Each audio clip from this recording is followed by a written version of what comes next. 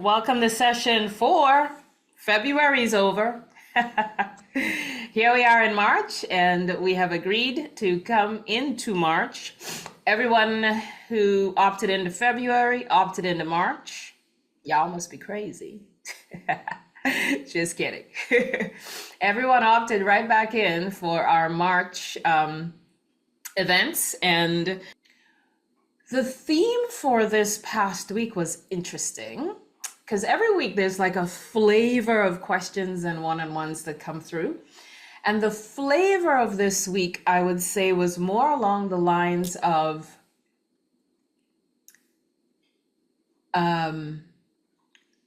old fears and doubts are arising again. Some of you really just coached yourself through it, and that was beautiful to watch. You just sent me what you coached yourself through. And a couple of you did that, and you were just sharing, hey, here's where I started, here's what came up, and here's where I ended, because I kind of focused on what I'm applying here. And it was good that the flavor of the last week was focused on some of the old fears and some of the old things are resurfacing, right? Because that's real life. That's real life. Because sometimes we think when we hit a spiritual high, like some of you did in week 2, where you're like anchoring in this new story, it felt like really amazing. You're starting to have new experiences and all of that. We can misperceive that we're going from one high to another high to another high to another high. And that's almost never the case. More often than not, we are ebbing and flowing. It's like, okay, I learned this. Ooh, this felt really good. Ooh, something else is happening. Okay, I got out of that one. Ooh, something. Oh, wait, another dip, right? And that's life. That's regular life. And so some of you had some dips in energy. Some of you had some confusion come up. Some of you had some fears and doubts come up as well. And we're just moving through whatever happens, right? That's regular life, because we don't know what's ahead, and we don't know what's going to arise. It's when it shows up, you go, all right, so how do I traverse this one, right? So I wanted to share that as sort of a general theme for the Q&A we're going to go through. I think I have 8 questions. The questions weren't like a person asked this question. Because of the themes, what I did was pull together questions that either came from a specific person. Sometimes 2 or 3 people asked the same question, so I sort of merged it into one question. So that's kind of how I formulated the questions for today, although some of what you'll hear may be what you specifically asked. So now I'm going to go into the questions. The first one, I have a few things to share about, so I'll share the question. We believe and we say we're the only one creating in our own reality, but how do you deal with when unexpected challenges happen? So this showed up in a couple different ways that made me see that my unwavering conviction that I am the only one creating in my reality may have unintentionally caused people to have false assumptions about how my life is going. So I wanted to address that. When I feel fully convinced, like for damn sure I know I'm the only one creating in my reality, if something is on the stage of my life, I know where to go in the writer's room, in the director's chair, to create a different script, to alter the script. And I know for damn sure something's going to change on the screen. Something's going to change on the stage if I change me. I 100%, 1000% believe in that. And there is this, I'll rip it off here. I've had this little note, you can't see it, so I'll read it. This little note on my monitor for probably a decade. And this came from Abraham Hicks, I believe. It says, no one can deny you anything. Only you deny it through your vibrational contradiction. You are the vibrational writers of the script of your life, and everyone else in the universe is playing the part that you have assigned to them. I 100% believe that. However, the thing that it has misled people into believing and thinking, three things came up. If you're the only one creating in your reality, you've got the magic wand to wave all of your life's troubles away, because now you know you're the only one creating. False. Absolutely false. I'll come back and address each one of them as well. But the second is, Allison does not experience any unexpected challenges. False. Okay. And the third is, because we believe we have the pen, right? We are the ones writing the script of our lives. We are in complete control over what happens in our lives, and we don't allow anything to go wrong. False. Okay. My conviction around what is true doesn't make my agreement in this life any different than yours. When we all decided to come into this reality, we knew there would be challenges. I don't care how convicted I am that how convinced I am that I am the only one that's creating in my reality. I will always have challenges, because that comes with Earth. Okay. And there is this thing, two things. One, on the spiritual path, because it's spiritual, right? It's the spiritual path. There seems to be this thing that comes up in us that says, how much more spiritual can I get to make all my troubles go away? Right? How much more spiritual? I have to get deeper into this or deeper into that. And we're always looking to somebody who's sharing spiritual stuff for, oh, maybe that's what I need to change in my life to wave all my troubles away. You know, okay. So it's that belief that sort of waves all the troubles away. That's going to make my life completely fine, and I wouldn't have any challenges whatsoever. There are popular spiritual teachers now all experiencing different life challenges.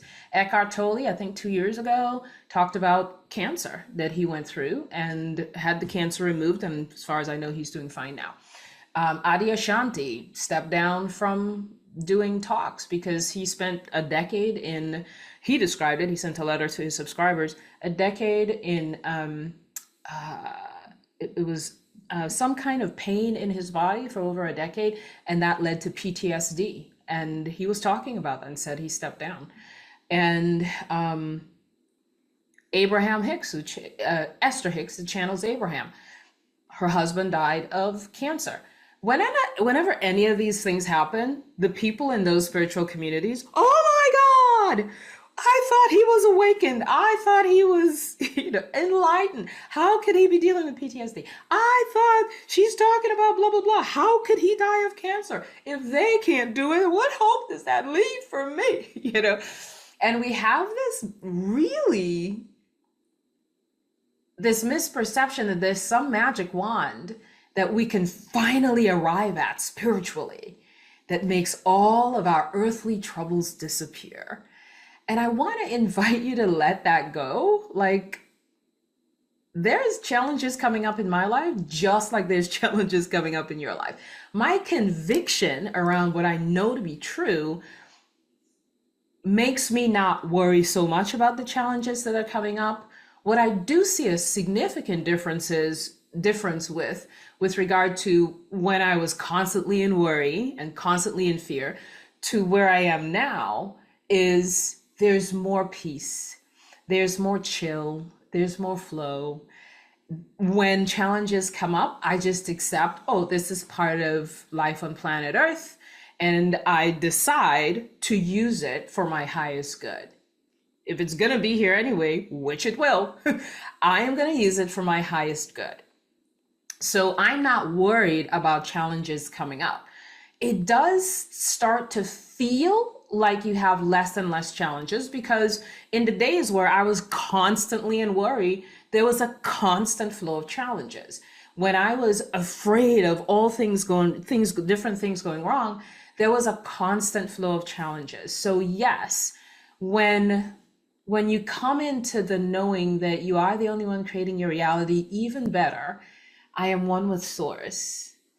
And there are no real problems if I'm one with source, because as the challenges come up, in union with source, we move through it.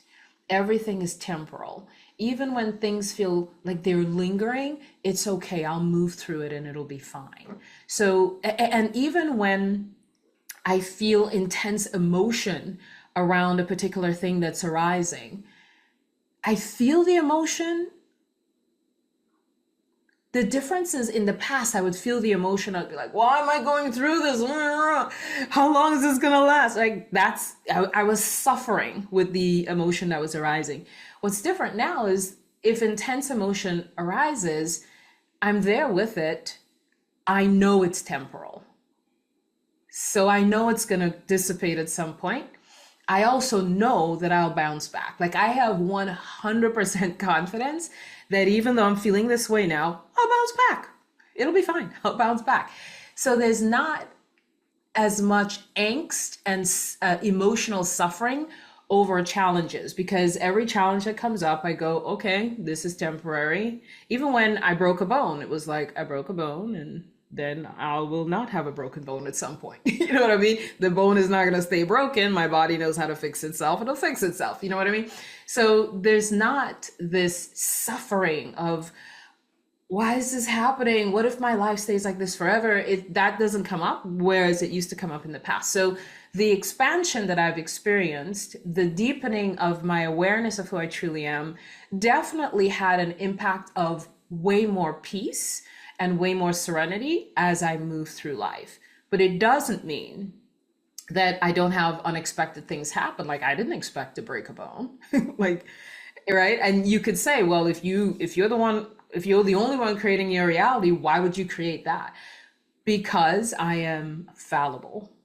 Because I don't always see the thoughts that are arising. I don't always catch the thoughts that are taking me in a certain place. Sometimes it's not as clear to me, and I'm writing a script that I didn't realize that I wrote. You know, sometimes I look out on the stage of the movie and I go, hey, how'd you get in my movie? I don't remember writing you in. Like, how are you playing a part in my movie? Like, I do not remember writing a script for you. Like, you need to come off my stage. You know.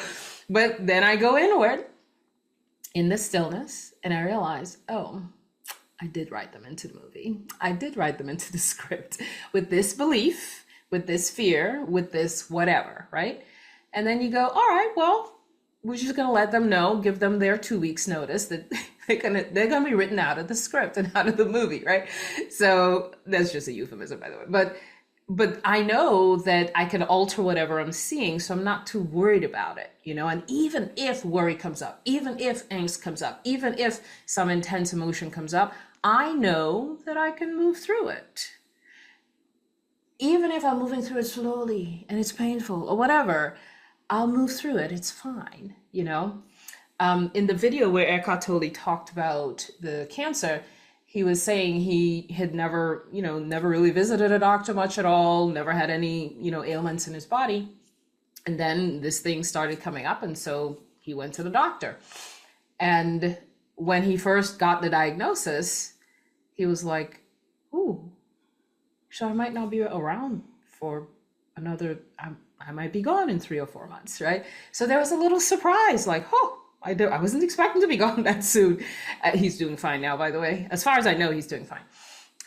But then he went right into peace. He was like, okay, it is what it is. If it's my time, it's my time. He could have gone into suffering. Oh my God, is this going to be painful? Am I going to be suffering in pain? And, we can go there. We can move into emotional drama and emotional misery, but that's optional when challenges arise. And if we do go into mental and emotional misery, we can soothe ourselves, we can move ourselves out, and it's okay. So to the question, how I deal with unexpected challenges, no different than I deal with challenges that look like they were coming. When I say look like they were coming, it's kind of like If something's broken in my house, I know if I don't fix it, it'll get worse. And if I drag my feet on fixing it and it got worse, then I kind of knew that was going to happen. You know what I mean? But it doesn't matter to me if the challenge is expected or unexpected. Most challenges are kind of unexpected. We didn't expect to be in this place in our lives. We didn't expect to be, having this experience or having this experience for that long, or this came up and now I'm here. So we don't. Most challenges are somewhat unexpected. But my thing in life is I already know challenges are coming. Whatever flavor they show up in doesn't really matter. I know that Earth includes challenges, regardless of how spiritual, how zen, how completely at peace I am, challenges will arise. So I just live in the expectation that they will arise, but I still feel like they're just this little bubble. It's like, oh, now this is arising. Now we'll move through that. Okay, that's done. Now this is arising. Now we'll move through that. So I move through for the most part in peace, serenity, accepting, and mostly, what can I learn from this? Sometimes when we say I'm the only one creating my own reality, we think we have to know exactly how we created everything. I'm not too concerned about that. Sometimes it's really obvious. Like when I broke a bone, it was obvious to me how I did that. But sometimes it's not obvious. But I don't go searching for, well, how did I write that? I'm like, okay, what can I learn from this? And how can we adjust the script? That's my focus. And because that's my focus, growth and expansion is steady for me. Because when stuff comes up, I am mining it like gold. Well, how can I learn from this? What can I share to help others if they run into something like this? And it's just it's my go-to is I know who I am. I know what's possible. And I know this is here for my highest good. So let's just move with that. If it's apparent to me as I'm learning from this experience how I created it, then I go, oh, which often happens, by the way. I don't go looking for it, but in the process of, let me just search in this thing to see how can I learn and grow from this. In the focus on learning and growing and expanding from the experience, I go, aha, now I see how I created that. I didn't realize that I had that belief, or I didn't realize that I had that whatever, right? So I don't go searching for it. I just respond in the way that I typically respond. And respond is the word because I used to react to life. Something happened, I'm reacting with anxiety, with fear. Why is this happening to me? I don't know, this again, something's broken again, right? And it was very anxious and the energy was just very dense around things that are coming up. Less so now. Do I experience dense energy? Yes, right? It just comes up. I have the same types of emotions as everyone else has. I just accept it as part of life here and I don't fight with it. It's part of how I live life on planet Earth. So that's it for that one. The second question was, even though I know I shouldn't be trying to figure out the how of my new story, I seem to always slip into listing the how into my story.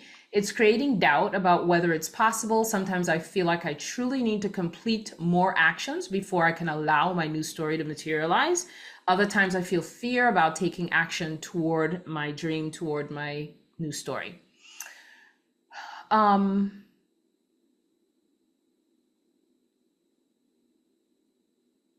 It's normal to want to figure out the how because that's how we were raised in life. Like nobody, like when you were growing up, everybody's like, well, how are you going to do that? How are you going to do that? How are you going to do that? So the how was sort of embedded in us as a requirement to moving from one place to another. One of the things that we can do that may be helpful is sometimes we're focused on the new story. Sometimes we can focus on the new story such that it disallows the how. And here's how you can do that. Let's just say you're looking forward to a new house materializing or financial freedom materializing. Whatever it is, start the new story from after that thing happened. So now you are financially abundant. We don't even have to figure out how that happened. You're just there. I am financially abundant. And here's the story of my life after financial abundance took place. If it's a new house, I'm in the new house. I'm living there. It's done. It's bought. It's purchased. It's done. It doesn't matter how I bought it. I'm living in the house. Now what? What is the story? If it's a desire to have a mate in life, okay, now you have them. Now it's done. You're living with the mate, or you're in the relationship. What is life like in the relationship? If it is to travel, it's done. You are already traveling. What are you doing now that you have traveled a bit?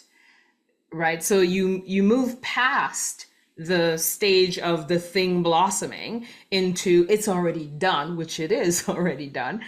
And now I'm thinking, or I'm emotionally experiencing what is happening after it's already done.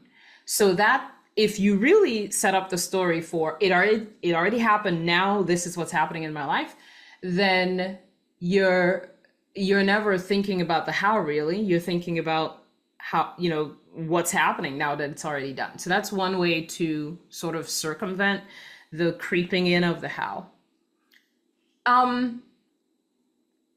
But I do know that in conversations with many of you, it's a sticking point. It's like, I can't believe this unless I also know the how.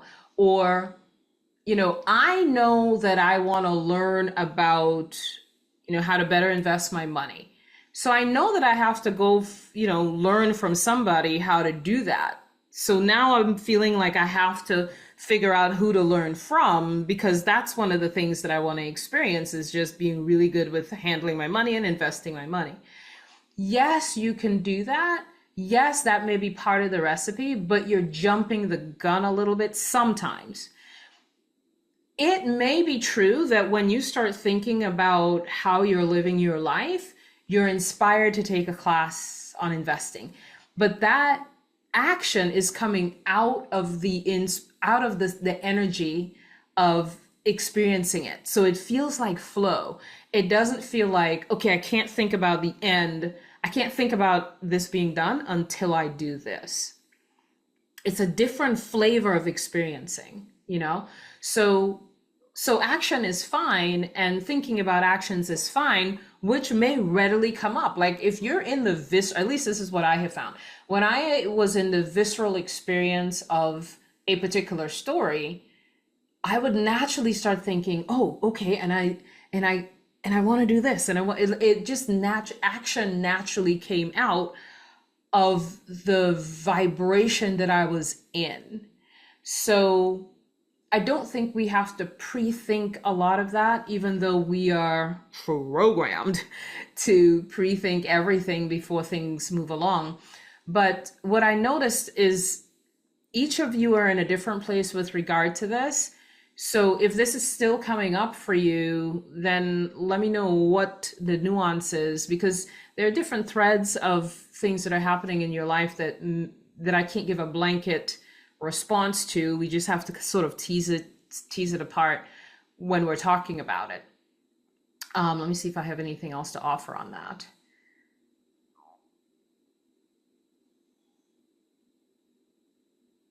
When the how comes up, it does almost automatically create doubt, because you have a list of the how, and then you're like, well, how am I going to do the how?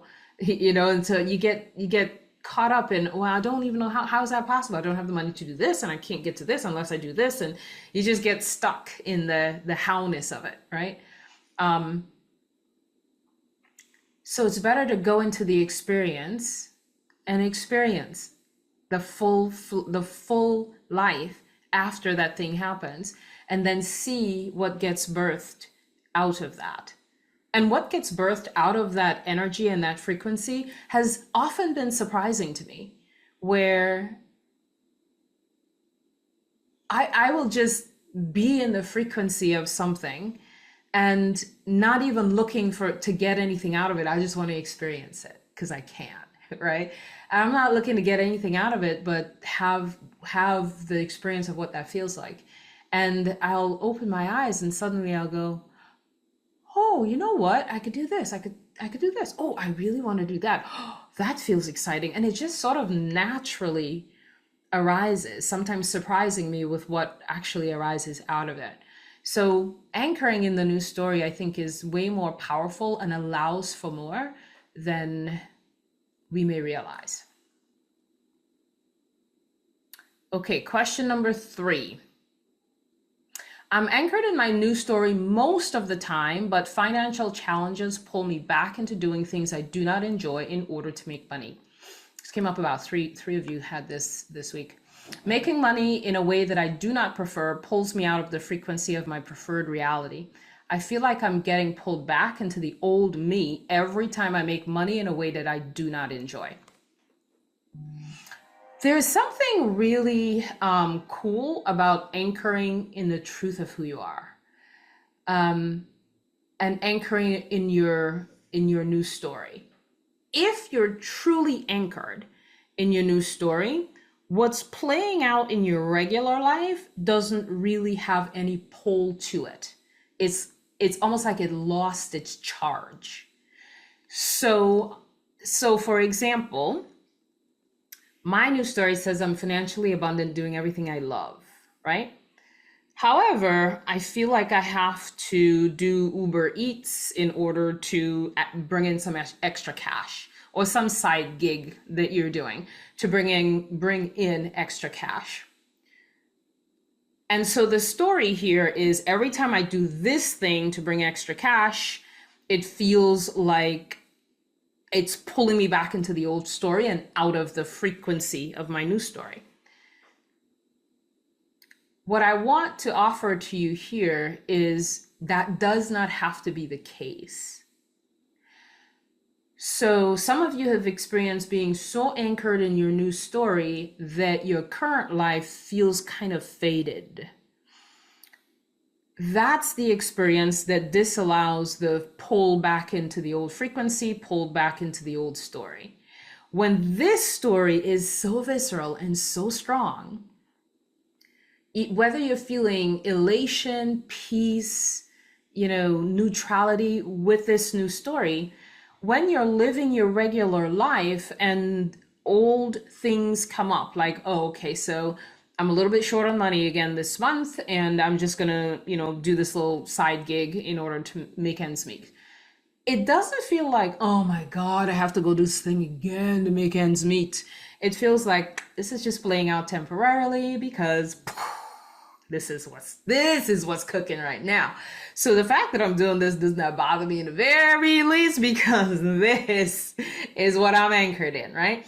When you're truly vibrationally anchored in your new story, the thing that's currently playing out does not have any charge in it. It doesn't feel like I'm going in the opposite direction. I'm doing what I don't want to do. This is just pulling me back. I shouldn't be doing. That doesn't come up because you're like, nah, I'm here. I might have to hop in and do this little side gig right now, but that is temporary. I know for certain sure it's temporary. And some of you may say, yeah, but Alison, it's been temporary for 5 years. That's the old you playing out the old story from the old programming. It doesn't matter. Now is the only time you have. When we start going back into historical perspectives, we drag ourselves back into the past. I don't care if it's been happening for 10 years. This is the new me. And I'm in the new me now, in this new now moment that life has gifted me. I am going to choose to see this like it's temporal. I don't care if I've been doing it for 10 years. I am anchoring in this new story. This is going to be temporal. That's my choice. I'm the one creating my reality. I don't care if I have to do this for the next 2 weeks to make ends meet. That's cool. That's just the old vibration playing out. I am still going to remain anchored in this story. When this is strong enough, When this new vibration is strong enough, when you're really anchored in the new vibration, it doesn't matter what from the old you is playing out. You don't feel as connected to it. You feel like, oh, yeah, that's playing out now. I'm doing this side gig thing. It's fine. But this is what's real.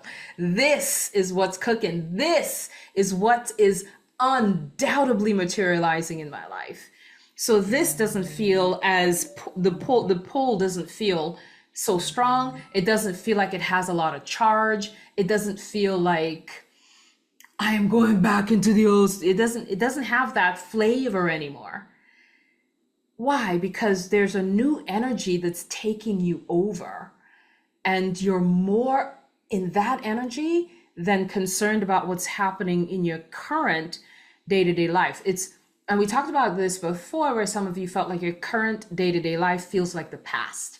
And if it feels like the past, then it's working its way out and you're moving into this new energy, So it doesn't feel as strong. The other thing that I will offer to you is get out ahead of that, right? So let's just say, typically at the end of the month, you'll do this little side gig to make ends meet. That is a potential in the field of possibility, but you're anchored in your news story. You can decide way ahead of time, even if that happens, it won't bother me. Even if that comes up, it won't bother me because I'm still anchored here. It's not gonna bother me. I do not care. I am anchored here. Yes, I may do that. Yes, I may do some Ubering. Yes, I may do some DoorDash. Yes, I do not care. That's so temporary. This is what's brewing for me. And the strength of your conviction behind the new story disallows the charge in the current story. At least that's what I've experienced. So I know that's possible. The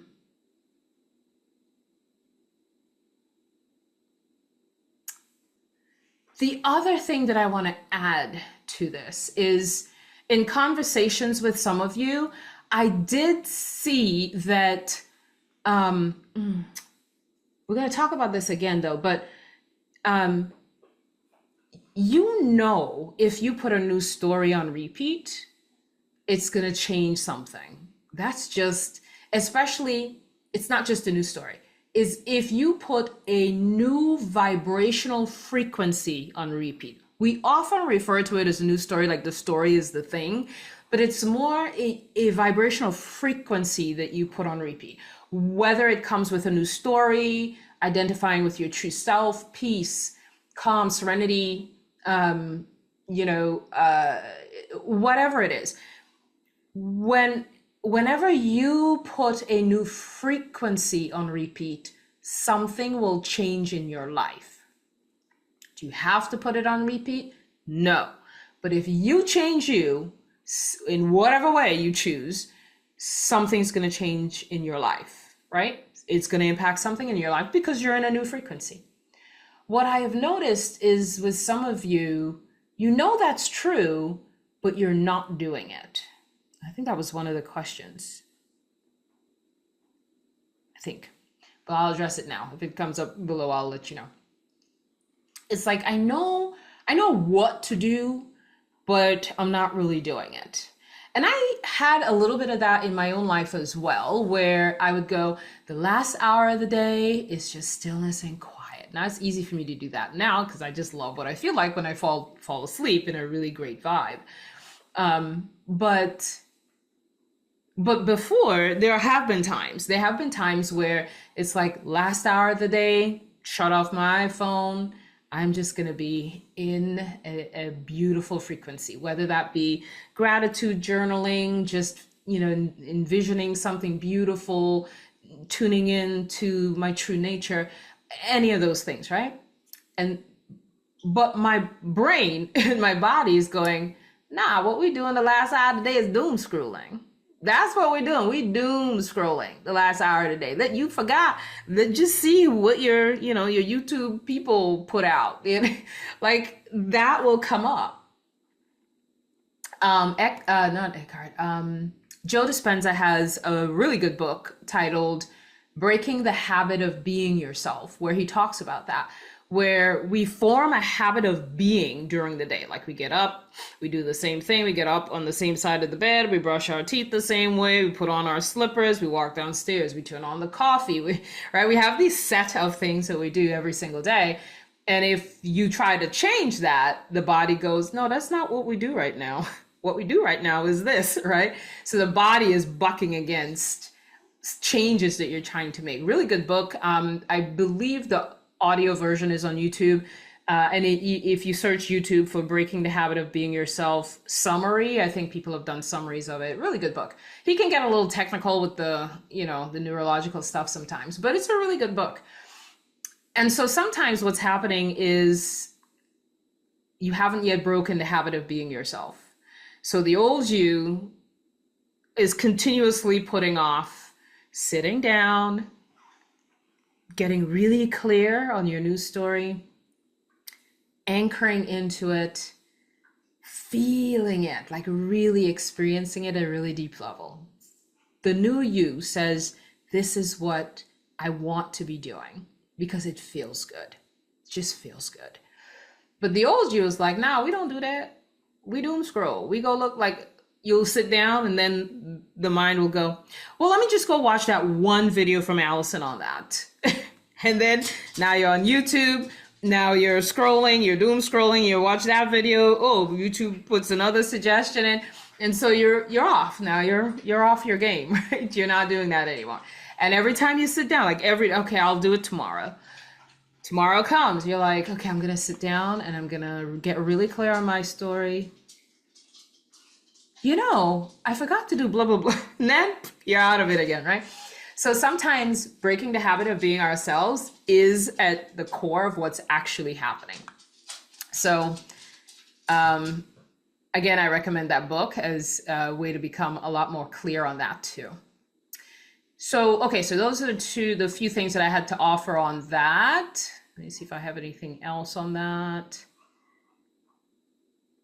So essentially, doing something that you do not prefer to do, yes, it can leave you feeling a certain way, but it doesn't have to be that way.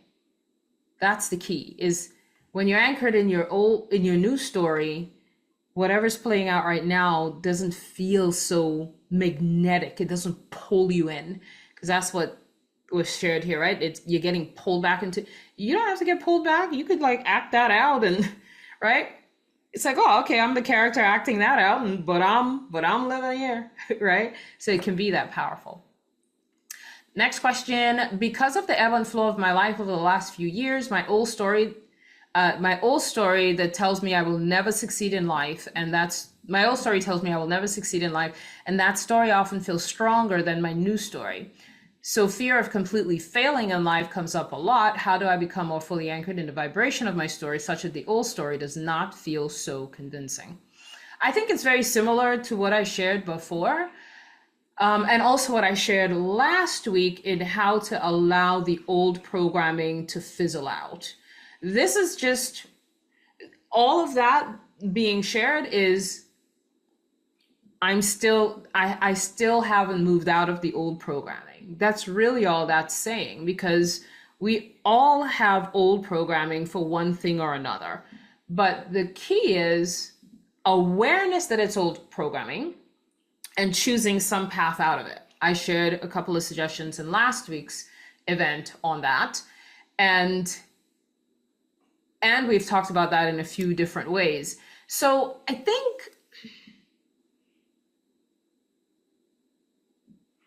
the other thing that I really want to elevate in our experience is everything is just a thought. So whenever we're telling ourselves a story that pulls us into a frequency of, I'll never succeed in life, I won't amount to anything, all of these things that come up, it's just a thought first. As we put that thought on repeat, it then becomes a belief. But it's just a thought first. And just about every story we tell ourselves regardless of what we say, is just a thought. And until we recognize that it's arising as a thought and we are choosing to give it our attention, like a thought is not powerful on its own. A thought arising, as we've talked about many times before, can simply be observed without any engagement. We can engage with it and dance with it and believe that it's true, or we can look at it for, how to pivot out of it. So there's all these things that we can do when a thought arises. But when a thought like this arises and says you'll never succeed in life, it's just a thought. It has no power until we say, yes, I will give you my attention. Now it's got power because thoughts are fed with our attention. Now it's got power. Now you're feeding it and making it bigger and bigger and bigger and bigger. And as you feed it and make it bigger and bigger, now it's a belief. Now it's like, I can't shake this belief. Well, how do you, if a belief is a thought you keep thinking, and a thought does not have any power unless you give it attention, you just reverse engineer that whole thing. It's like, okay, so if I give this thought my attention and I put it on repeat and it becomes a belief, really the simplest way out is grab another thought, give that my attention, put that on repeat, and a new belief is formed. And I'm in a different place. No different than what we've always been talking about, right? So any belief that you have is just a thought you kept thinking. And the thought did not have any power until you gave it attention. So we can reverse engineer that and just put a new thought on repeat. That, however, goes back to, am I willing to gift myself that experience?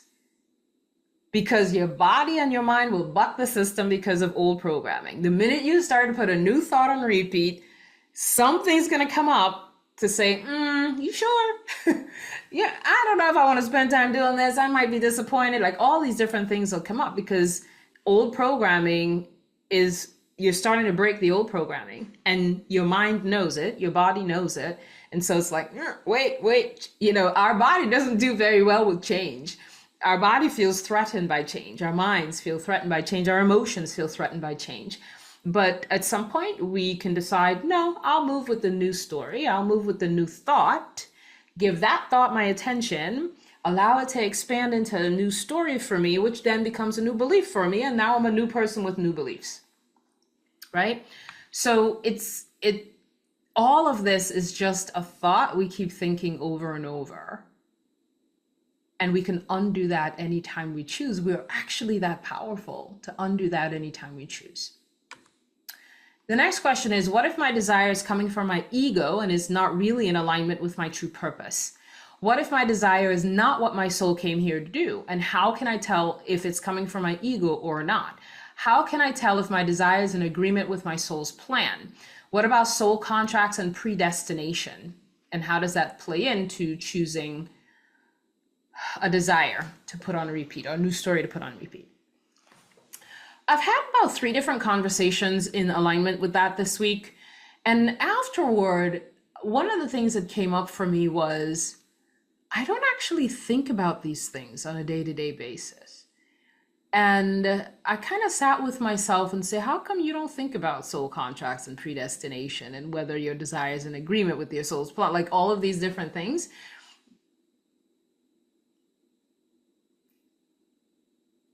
A couple of things I'll share on that came up for me. One was in the early stages of my spiritual awakening, I really felt duped. Like the way my spiritual awakening happened in the summer of 2013, I just kind of woke up one day and everything felt out of alignment. And I wasn't awakened then. I didn't even know what out of alignment meant. I wasn't working, I wasn't even using those words. I didn't know what spiritual awakening was. I just felt like something's off.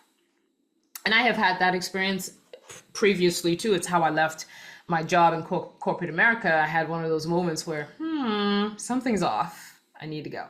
So there have been times in my life where that happened. And that was one of those times where it just felt off. And as I followed the breadcrumb trail of what was feeling off to me and what I was getting pulled into, I started on the spiritual awakening path quite naturally, right? That was back when I met Trevor Blake, and my mother-in-law was dying of stage 4 cancer at the time. And I was talking to him about what happens after you die. Then I got all obsessed with near-death experience stories. He was the one that pointed me to that, by the way. He had me read Anita Moorjani's book, Dying to Be Me, where she died of stage 4 cancer and came back and was completely healed, that whole story. And that led me into the whole near-death experience world. So back then, when I was learning about how does this world work? Where do we go when we die? Because when I was a Christian, I knew where we go. We go to heaven. And if you didn't do X, Y, Z, you go to hell, But when I left the Christian teachings, it was like, well, where do we is there a life after death? Like I started questioning all of these things, right? Like if my mother-in-law passes, where is she going, And so there was all this curiosity, and I felt sort of duped. Like I was waking up to something that I was asleep to. And I was like, I thought life worked this way. And now life works. And now I'm finding out that this is how life works. And at that time, I was on this quest where I was like, is there soul contracts? Is there predestination? Was that a soul contract that this person killed that person? And, I had all these things going on. I'm like, I have to know the truth. I don't want to be duped anymore. I have to know the truth. And I was following one teacher after another, another teacher, another teacher, another teacher, another teacher, right? All these spiritual teachers. You know how we are when we're soul searching, right? And we're just a seeker at heart. And we're just seeking to know one thing after another. And from all this seeking, what started to happen after a while is I realized I can't really get the answer from any one person, because this person is channeling that vegan is wrong, that vegan is the way to go, and they're channeling. So, back then in my mind, it's like, if you're channeling, you have the absolute truth, which is not the case. People are all channeling perspectives, right? Perspectives from other emanations of source, non-physical emanations of source, but different emanations of source. So I'm like, well, this person is channeling and they're saying we shouldn't be killing animals and eating them. No, this person is channeling and they're saying it's fine to eat animals. It's okay. It's just where we are in our evolution. This person's channeling and they said everyone has an exact soul contract and they're writing books about it. And this person is channeling and they're saying, well, it's not as tight and specific as you think it is, And so I couldn't get the right answer. And what I realized is what I was actually getting is freaking confused. I was like, Allison, how is this making you feel trying to find the right answer to this or that, right? And what I was doing was just weaving a web of confusion for myself. And the way that I got out of that was just accepting that, in reality, we just all have perspectives. Some may be right, some may be wrong. When I get dead, I'll know. So I left all of that. I used to believe if you killed you, then it had to be a soul contract back in when you were trying to come into Earth, you agreed to kill you, so that I don't believe it's that direct anymore. Sometimes I believe that we all agreed to come into a pretty barbaric world. Let's be honest, okay? People are killing each other left and right. The probability of a shooting happening or a death happening or something happening is quite high. And I'm okay with that. I'm gonna sign up. I'm gonna jump into Earth anyway. So I used to believe that there was this tight, and even with near-death experiences, some people die and they come back and they're like, I chose to grow up in an abusive household. I chose that. When I died, I saw that I made that choice. And then other people who died and come back, the story is slightly different. Yes, I saw that I chose my parents, but I also saw that it could have gone this way or it could have gone that way if I made this choice while I was here, right? And so there's too many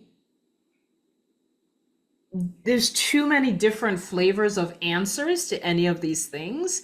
And so now when I'm listening to somebody talk about soul contracts and predestination and twin flames, I always regard it as a perspective.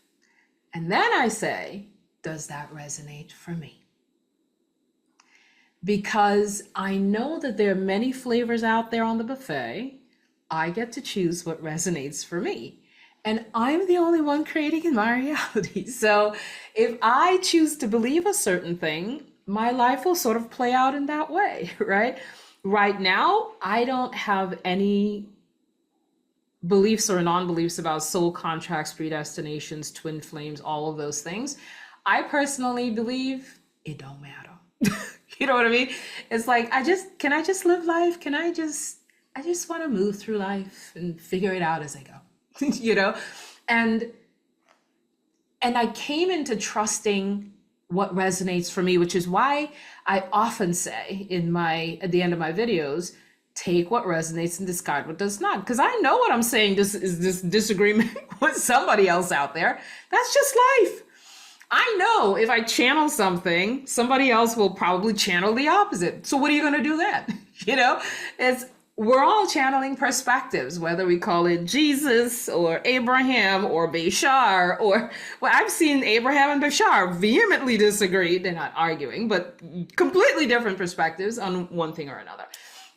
So at a certain point, I just got to the point where I'm like, you know, it's just a world full of perspectives. And I get to choose what resonates for me. I'm no longer going to allow the difference in teachings to create confusion for me. And I used to I'll believe one thing, and then when somebody says something different, I'm like commenting, no, because blah, blah, blah, blah, blah. And now I'm like, does that really matter? Like, none of it matters, you know? I'm like, I choose simplicity for my spiritual journey. I'm no longer interested in getting the right answer about soul contracts, predestinations, twin flames, you name it, whatever. Do we have free will or don't we have free will? My current belief on that, I always say my current belief because I'm ever expanding, is that I got thrown into this buffet called life, right? It's like the buffet is already cooked. You know, like when you go into a buffet restaurant, well, you can't choose something that's not on the buffet. The food is already there. You get to choose what's on. So I feel like, yes, the buffet is already prepared, right? Multiple realities that we can pick from. And when we get here with our vibration, we can choose something off the buffet. And that's the degree of free will that we have. That's what I currently believe. I may change my mind 10 years from now. Who the hell cares? I don't know. So when you're listening to people, myself included, just come from the place. I mean, I feel like this is the easiest place to live from. I'm listening to this person's perspective. They don't have the absolute truth, right? We think people who are channeling have the absolute truth, but how could they if there's one perspective here and one perspective here? The other thing that I believe about that is Source is just playing roles through different people. Source is playing a role through Daryl Anchor channeling Bashar. Source is playing a role through Esther Hicks channeling Abraham. Source is playing a role. It's just Source playing. It's a freaking game. It's a total game. It's a movie. It's a simulation, whatever you want to call it. We take things too seriously. And we're constantly trying to find the right answer and the magic pill to make life better. And I say, does it resonate for you? Okay, cool. Go with that. How does it feel when you embrace that? Oh, I don't know. It feels kind of off. Is it? Okay, well, let it go. Like, it's just a game. Just write something else into your script and into your movie. Play a different role. Play a different character. You know what I mean? I just don't get sucked into any of this anymore. With regard to what if my desire is coming from your ego and not really in alignment, what I believe to be true now is if your desire is coming from ego, your higher self will use it anyway. You know, that's what, when I go into conversation with spirit and I get still, that's what comes through for me, is that you can't screw this thing up. You cannot mess up this life. There is no right or wrong from a non-physical perspectives. There's just, you make this choice and then you have these experiences. You make just this choice and you have these experiences. So you can't get it wrong. If there's no right or wrong, then how are you going to get it wrong? You can't get it wrong, right? So my perspective, my current perspective is whether or not it comes from the ego, your inner being, your higher self will go, all right, cool. We will make lemonade out of lemons. It's fine. We're going to use that too. So I'm not worried. I think if my desire is coming from ego, or if your desire is coming from ego, your inner being, your higher self will guide you accordingly. Will guide you out of it, will guide you into it. It'll start to feel like it doesn't resonate. It'll work itself out. It's just a game. It's just a simulation. It's just Source playing different roles through all of us, right? We make too much of this.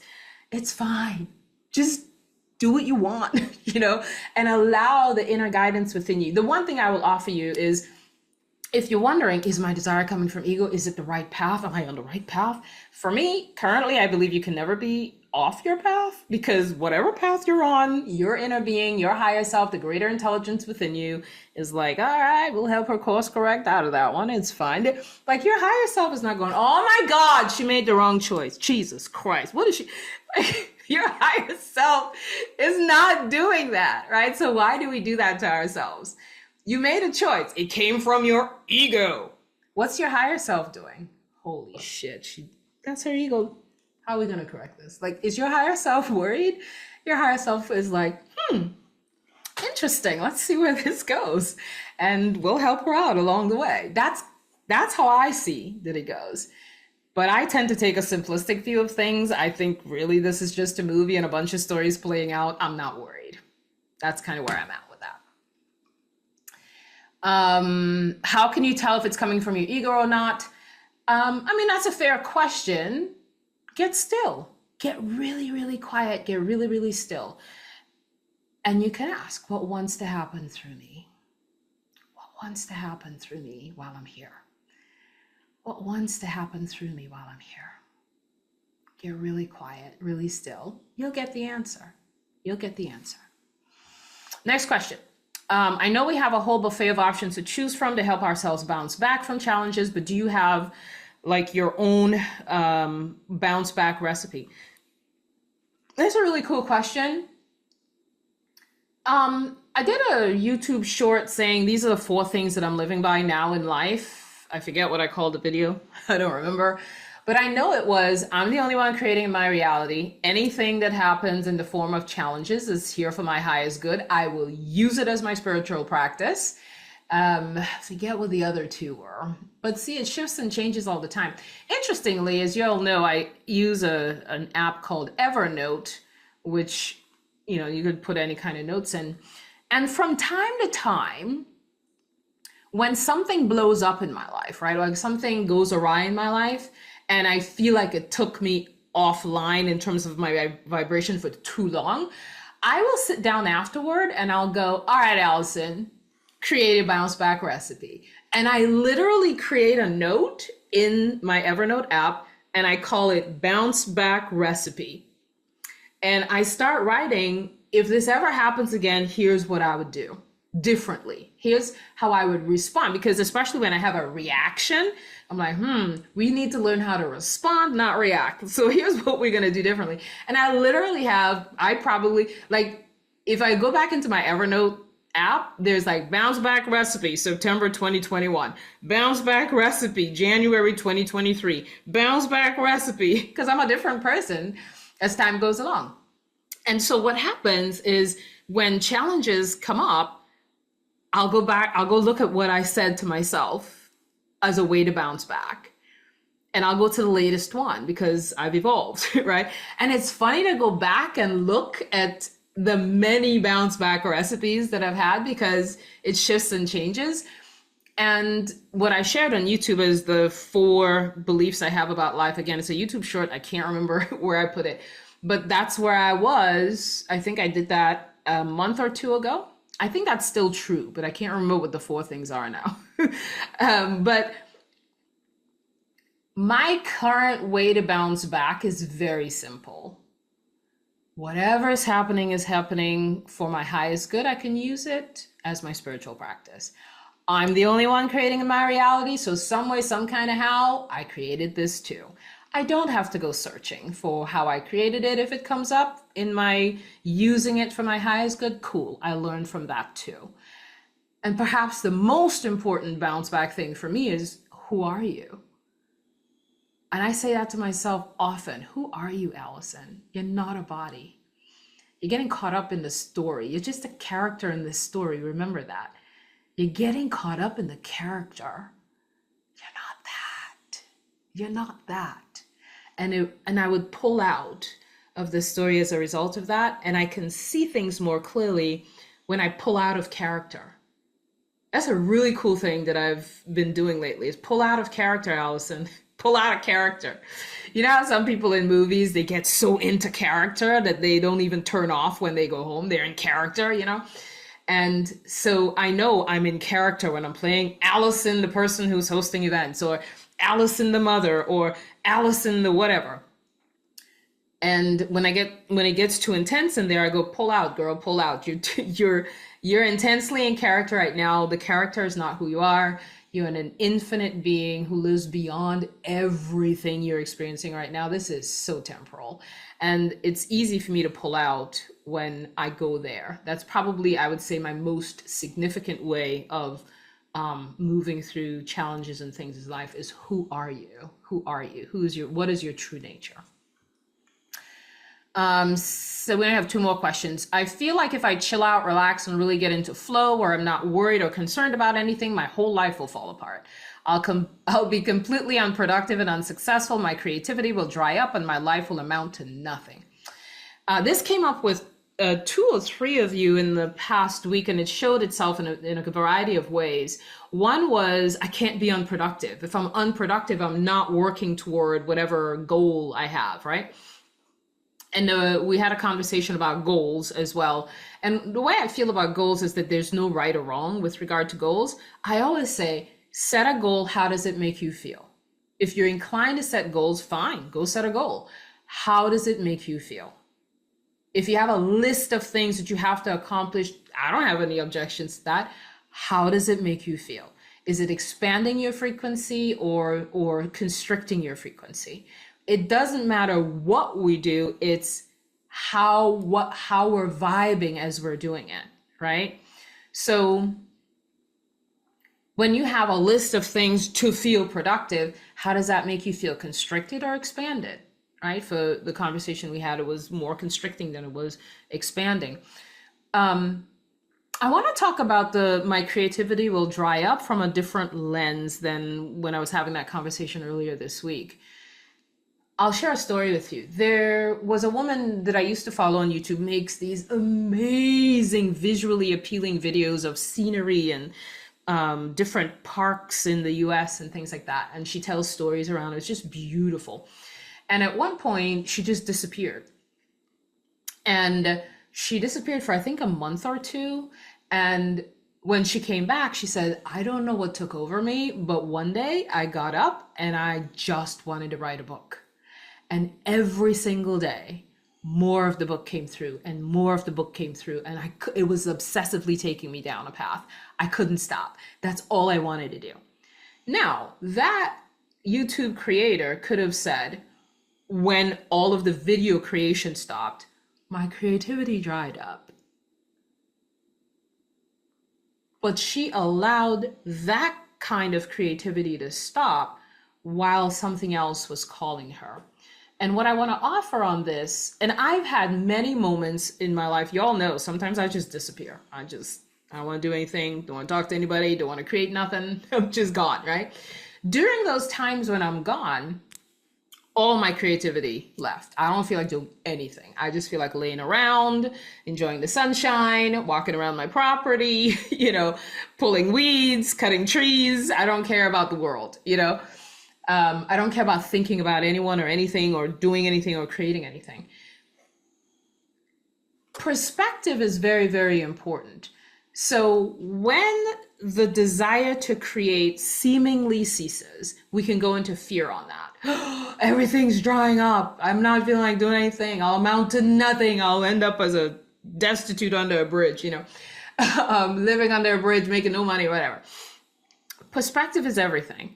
And even if it felt in the past like the creativity dried up, I do wonder what would happen if we just allowed that to be and see what might want to come through next, or be fine, perfectly fine with the quote unquote creativity drying up for 3 years or 3 months or 3 days or whatever. And we're not so fearful that, oh, I'll never create again. Like, what's behind that fear is attachment to creating so that fill in the blank, right? So it's like, I have to create in this way so that I feel whatever, so that whatever, so that people perceive me as a creative person, so that I continue to be creative, or whatever it is that's causing the fear to come up.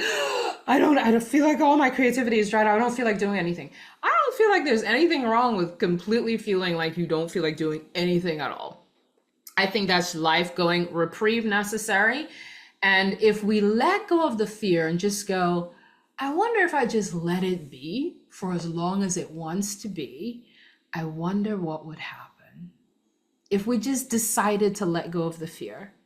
Because the fear may be getting in the way of something else blossoming within you. But you're so afraid that the creativity that you've known so far seems to have dried up. I want that back.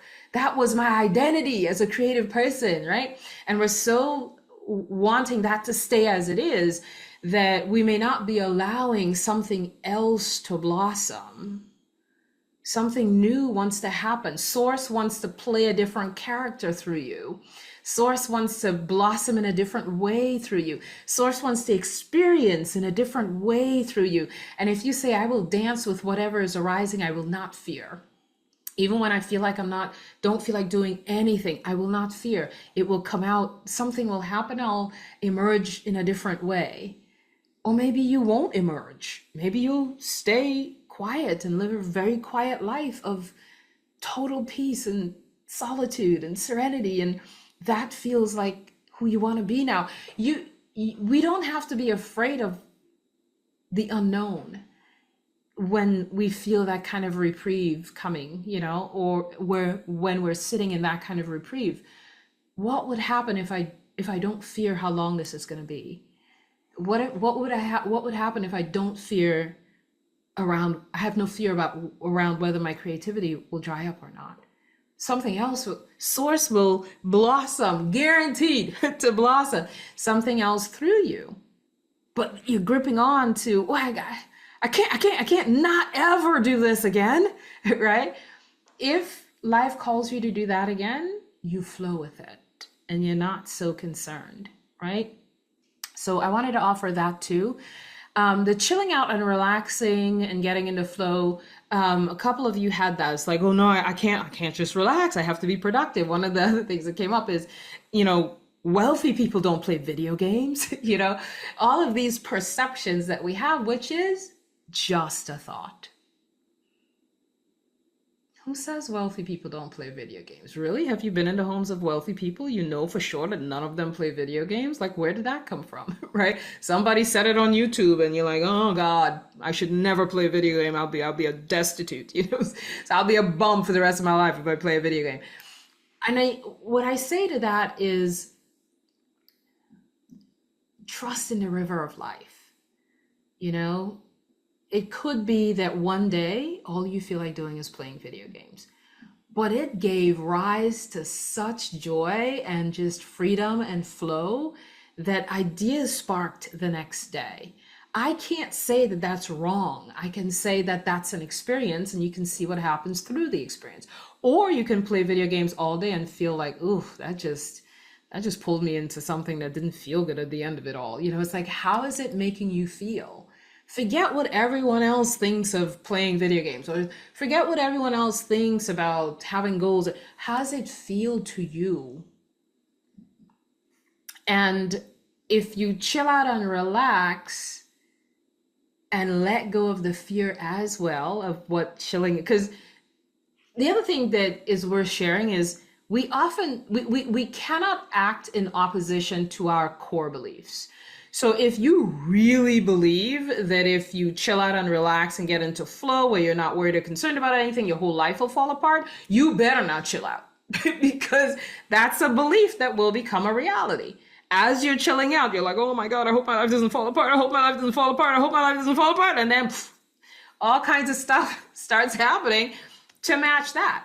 So you would first have to address the fear, see where it's coming from, sit in stillness, investigate. Where is this coming from? Understand what new belief systems can form. And once you feel like a new belief has formed and the old belief no longer has you in its grip, now you can chill.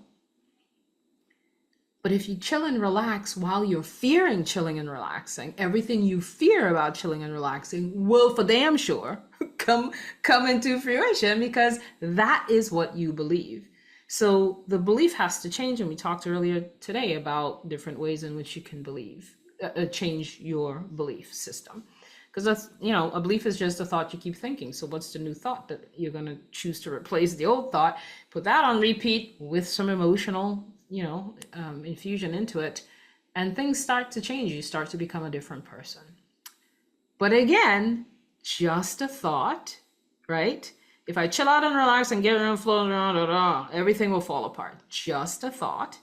But if you think that thought enough, it becomes a belief. It becomes a belief. You cannot do that, because now you're going to be in fear, and that truly will happen.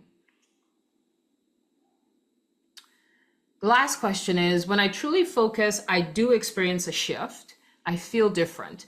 My entire emotional state changes, and I feel completely uplifted in the experience of my new story. But I'm inconsistent, so I'm not really anchoring, and old thoughts of limitation and doubt come back. I don't understand why I'm choosing to be inconsistent when it feels so good.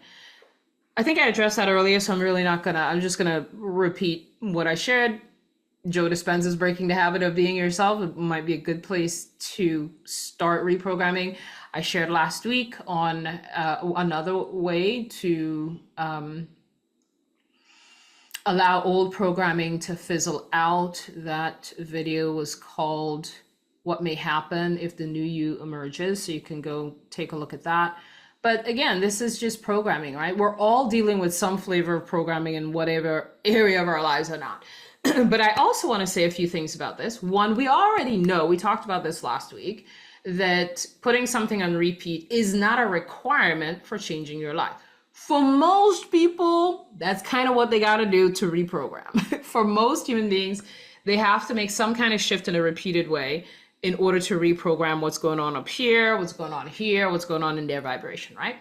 But I've seen people quit smoking overnight. They just woke up and they're a different person, right? I've seen people create a new story and feel it once and move right into that frequency, and they didn't any longer feel like repeating that story over and over.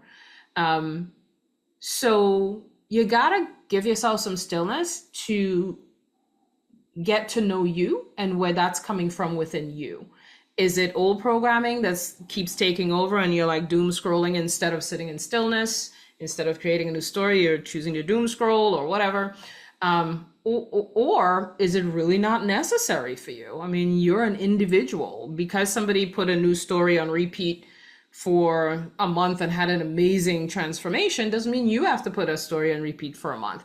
If it feels forced to you, it's not going to work, right? It's not going to change your situation, because now you're forcing something and you're in resistance.